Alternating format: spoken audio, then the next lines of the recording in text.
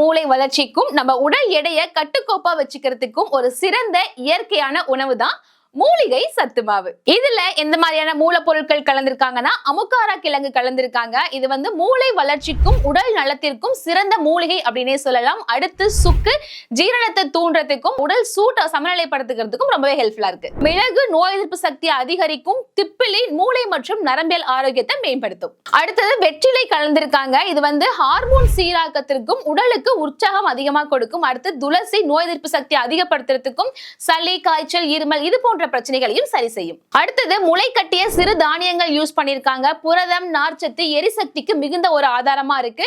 அடுத்து குறுதானியங்கள் கலந்திருக்காங்க. இது பாத்தீங்க அப்படின்னா நம்ம உடம்புக்கு தாது பொருட்கள் மற்றும் விட்டமின்களுக்கு சிறந்த இயற்கை உணவா இருக்கு. இந்த இதை பாத்தீங்கன்னா நீங்க ஒருவேளை உணவுக்கு பதிலா எடுத்துக்கலாங்க. இதை எப்படி எடுத்துட்டு வரணும் அப்படின்னு பாத்தீங்கன்னா ஒரு டேபிள் ஸ்பூன் ஆஃப் இந்த இதை எடுத்துட்டு இதை வந்து நீங்க என்ன பண்ணணும்னா ஒரு கிளாஸ் தண்ணி ஊத்தி ஒரு 4 மினிட்ஸ்க்கு மட்டும் நல்லா பாயில் பண்ணிக்கோங்க. பாயில் பண்ணிட்டு அதுக்கப்புறமா லைட்டா நீங்க சால்ட் ஆட் பண்ணி நீங்க குடிச்சிட்டு வரலாம். சோ இந்த மூலிகை சத்து மாவு நீங்க எடுத்துக்கிறது மூலமா என்ன பயன்கள் இருக்கும் அப்படின்னு பாத்தீங்கன்னா நம்ம வந்து இது ஒருவேளை உணவுக்கு பதிலா எடுத்துக்கலாம் அப்படின்னு சொன்னோம் இல்லையா.